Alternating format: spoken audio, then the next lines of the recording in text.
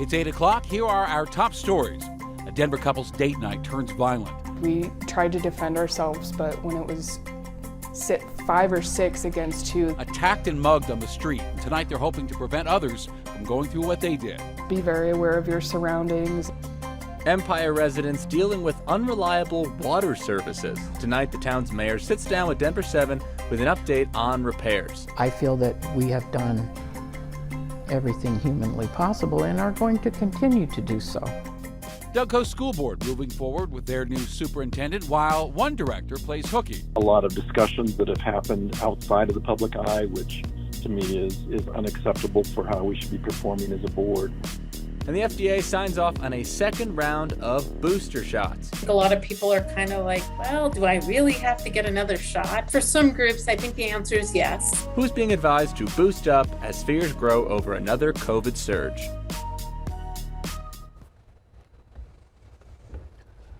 Well, a fun night downtown took a terrifying turn for a Denver couple. Yeah, we're going to start with weather today, everybody. We're in for a colder night across the metro and a winter weather advisory for the mountains.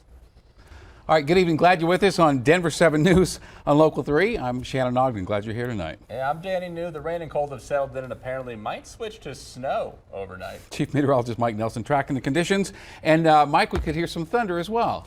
We might get a rumble of thunder. I think we'll more likely get some flakes of snow by about midnight. It is a wet night along the Front Range. This time lapse out at City Park, you can really see as darkness settles in, it is just a cold evening. 33 right now in Denver. It's still 41 up at Fort Collins, but those temperatures teasing freezing, and that means we'll see some snow later on tonight. 31 degrees colder right now than it was this time yesterday, and we do have a variety of weather advisories that are in effect up into the mountains. Winter weather advisories, most of the mountain areas until noon tomorrow, and you can see the rain and the snow along the Front Range. The areas in blue starting to change over now to snow. More rain up to the north at lower elevations. That snow dropping to about 6,500 feet now, and it'll drop down to about 5,500 feet in elevation by morning. For right now, it's rain below 7,000 feet, but it will change to snow by morning. Minor accumulations on grassy areas, but we'll be back in the 60s before you know it. I'll have the full details in the 7 day. A little bit. Thank you, Mike. A couple say they were just trying to get home. Instead, left bruised and battered. Yeah, Denver police say that they're now investigating the incident. Meanwhile, the couple shared their story and a warning with our own CB Cotton. In downtown Denver, everyone is trying to get somewhere.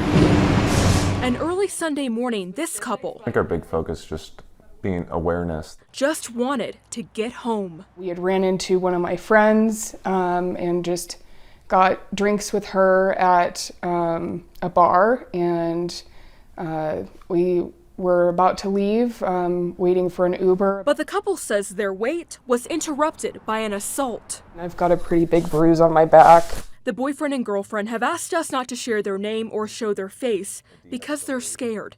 They say someone on a scooter nearly collided with them, then called at least 6 people over. he slammed his scooter down and started to be confrontational right away and got in my face. A few of the female attackers came and started hitting me and punching me and pushed both of us to the ground.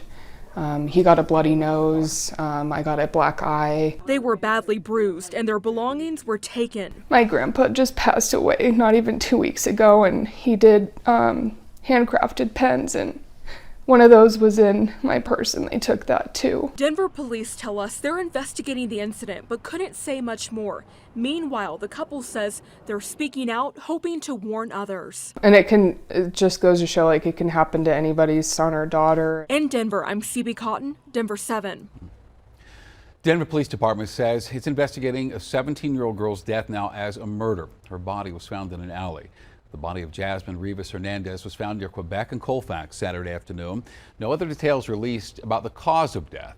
And family members say they are heartbroken and have so many questions. I want this person who did this to pay for this. Like, I want them to pay for the rest of their life for, what they did. Like I said, she didn't deserve this. And who knows, they did this already once. Who knows if they could do it again and hurt somebody else. DPD says this is the 3rd murder of a juvenile so far this year. And if you have any information about Jasmine's death, please call Denver Police or Metro Crime Stoppers. New at 8, Douglas County School Board has voted to approve new Superintendent Erin Kane's contract. The 4-2 vote gives her a 3-year contract with the district.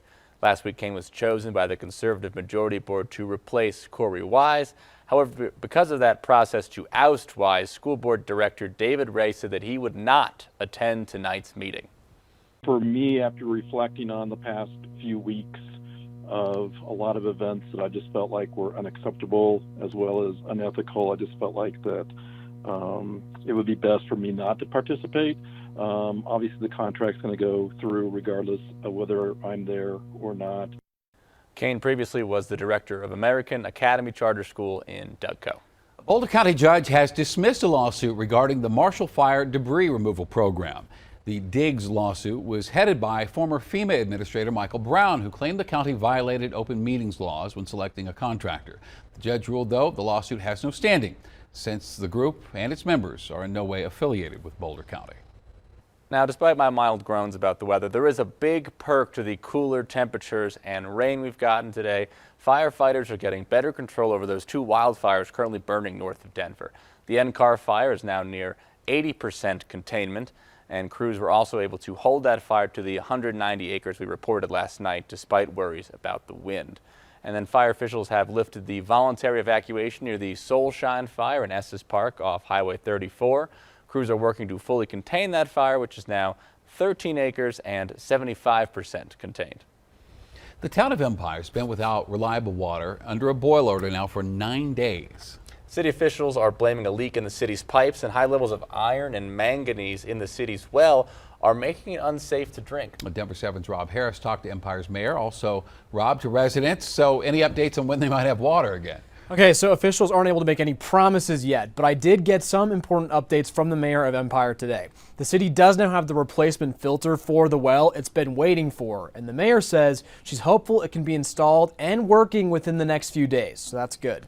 The filter would help with the high levels of iron and manganese in the city's well, which would ease the water shortage on that front. Now, as for the leak or leaks, investigators have been trying to find the source of it for days without any success.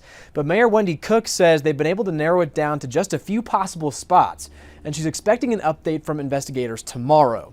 The people of Empire, though, have been waiting on this, and several businesses have had to close without water. This is a town of a little over 300 people.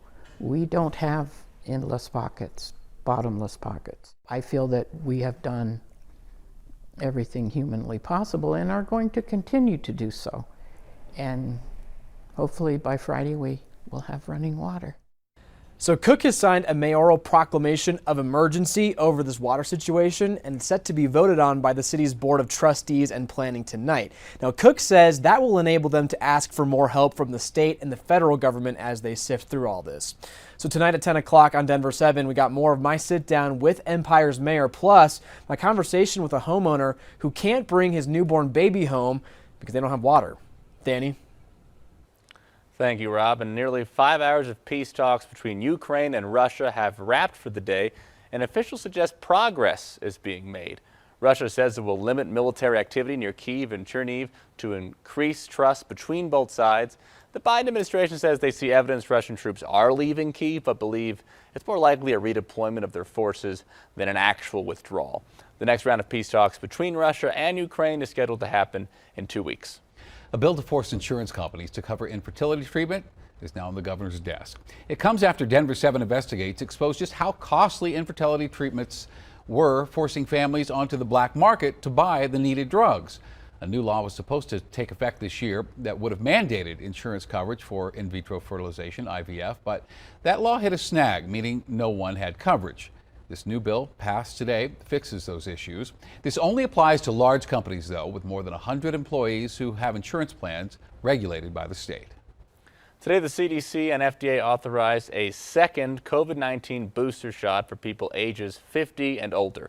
This applies to both the Pfizer and Moderna vaccine, but the authorizations are a little different for people with compromised immune systems. For them, a second Pfizer booster shot is authorized for people ages 12 and older. And then for Moderna, it applies to adults ages 18 and older.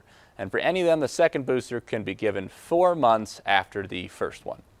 And if you're in that older than 50 crowd or your immune system is compromised, you might be asking yourself, Okay, do I really need another booster though? Well, here's what Dr. Michelle Barron from UC Health told our Ann Trujillo. The answer is yes. We're not done. We may be at lower levels. If you can think back over the last 2 years, we have had these ups and downs. And I think we get very reassured when rates go down, and then we get very panicked when rates tease up again. And so by having your shot now, you're sort of ensuring that level of protection. And certainly we know that with Omicron and the subvariants, that having that booster really impacted how sick you got.